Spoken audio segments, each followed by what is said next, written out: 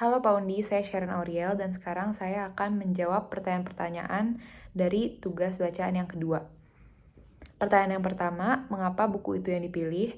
Saya memilih buku Rethinking Technology karya William Braham dan Jonathan Hale karena buku ini tuh membahas topik yang menurut saya menarik. Dia juga membahas ada banyak karya arsitektur di sini dan dari berbagai arsitek dan menganalisanya dari segi teknologi. Seperti di sini tuh ada Frank Lloyd, arsitek seperti Frank Lloyd, Antonio Sant, Le Corbusier, Mies van der Rohe, dan masih banyak lagi. Selain itu, buku ini juga membahas tentang teknologi dan relasinya dengan arsitektur modern. Menurut saya hal ini tuh sangat relevan gitu di dunia digital sekarang yang teknologinya tuh terus-menerus berkembang. Pertanyaan yang kedua, mengapa bagian atau artikel itu yang dipilih?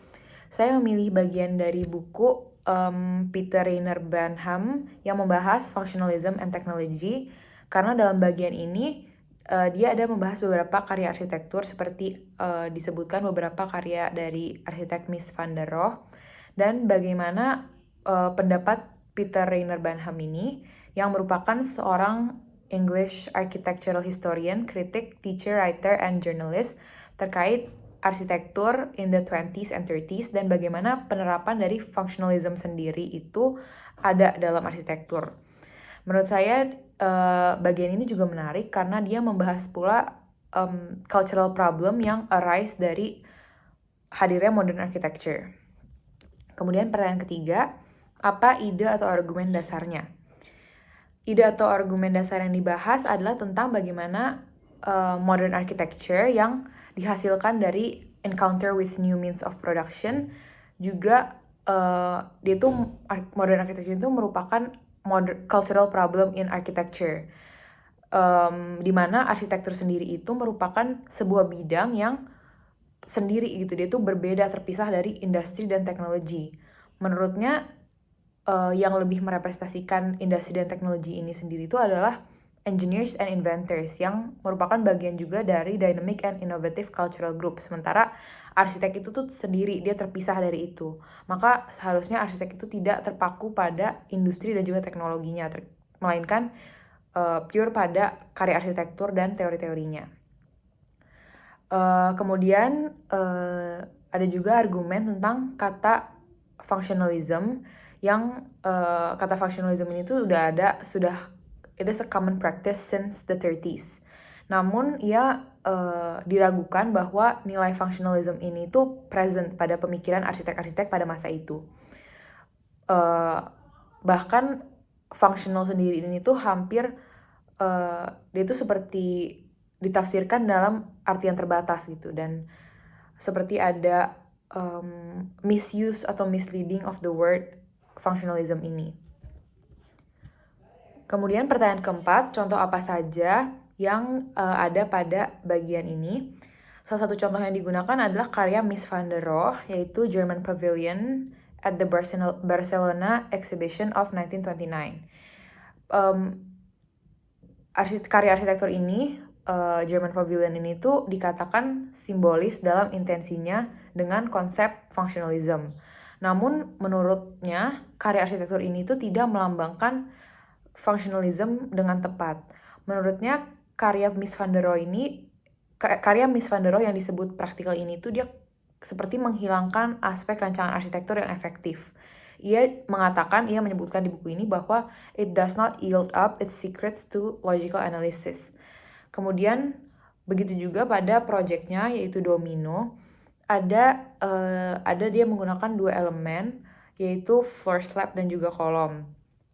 Kemudian dia tuh menyebutkan bahwa ada disposition of walls, penempatan wallsnya yang tidak tepat itu, yang dibiarkan secara bebas dan it leaves the critics to assume sendiri gitu. Dia membiarkan para kritikus untuk mengasum sendiri. Dan menurut dia ini tuh tidak sesuai dengan seperti intensinya atau dengan kata functionalism itu sendiri. Pertanyaan kelima, apakah kesimpulannya? Kesimpulannya adalah bahwa karya-karya arsitektur modern seperti yang disebutkan sebagai contoh itu tidak mengandung kriteria nilai seperti fungsionalisme yang dapat menjelaskan bentuk dan rancangan bangunannya. Begitu juga yang dapat mengasosiasikan nilai-nilai simbolis yang berlaku pada masanya. Jadi ia menilai bahwa contoh-contoh itu tuh tidak merepresentasikan atau bahkan tidak mengandung nilai-nilai fungsionalisme yang seharusnya gitu, sehingga tidak bisa tidak merepresentasikan simbol-simbol yang berlaku pada masa itu. Dan kemudian juga kesimpulan yang saya tarik dari buku ini adalah bahwa dari bagian ini adalah bahwa arsitek tuh harus bisa memilih gitu. Dia tuh bisa memilih untuk mengikuti arus perkembangan teknologi ini atau tidak gitu. Dia tertinggal dengan teknologinya. Tapi ketika sang arsitek memilih untuk mengikuti perkembangan teknologi ini, itu para arsitek tuh tahu bahwa mereka berada di apa yang ia sebut sebagai fast company, dan di mana ia mungkin harus meniru para futurist dan seperti dia menyebutkan di buku ini meninggalkan budaya para arsitek yang sebenarnya gitu menurut dia. Jadi itu kesimpulan yang saya dapatkan dari bagian ini. Kemudian pertanyaan terakhir, pendapat saya terkait semua hal di atas dan kaitannya dengan teori arsitektur atau pengalaman saya belajar arsitektur. Menurut saya buku ini terutama di bagian ini sangat seperti membuka pikiran saya akan arsitektur modern terkait hubungannya dengan teknologi ya. Bahwa sebagian dari arsitektur di dunia sekarang ini itu jelas pastinya memiliki pengaruh yang besar terkait dengan teknologi. Namun terkadang harus aware gitu. Aware dengan pilihan untuk menggunakan atau memanfaatkan teknologi dengan baik. Kita seperti mungkin sebutannya kita tidak bisa terlena gitu dengan adanya perkembangan teknologi sekarang hingga meninggalkan nilai-nilai arsitektur atau teori-teori arsitekturnya. Kemudian terkait teori arsitektur, selama ini karena ada banyak teori-teori arsitektur yang kita pelajari yang sudah ada sejak lama. Dengan ada teknologi, kita harus tetap mempertimbangkan teori-teori ini dan paham-paham arsitektur ini dengan arsitektur yang ada gitu, dengan perkembangan teknologi yang ada. Begitu juga dengan pengalaman saya belajar arsitektur selama ini. Menurut saya dari buku ini saya menjadi seperti ada insight baru bahwa adanya cultural problem ini gitu di modern architecture. Bagaimana kita harus dengan baik memanfaatkan teknologi sehingga bisa membantu kita gitu, bukannya